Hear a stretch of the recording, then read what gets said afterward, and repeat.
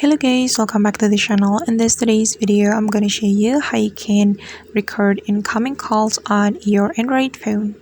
Alright guys, first of all, open your phone application on your Android phone. And then you're going to click on this three dots button on the top right corner of your screen.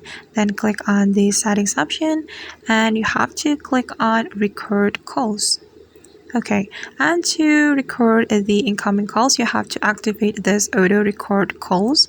This one, tap on this toggle button to activate this feature. Then you can select what kind of calls that you want to record.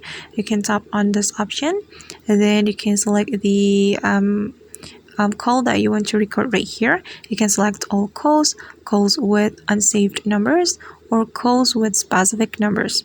And if you want to record all calls that you get on your Android phone, you just need to click on all calls, and after that all the incoming calls on your Android phone will be recorded automatically. And alright guys, that's how we can record incoming calls on Android phone.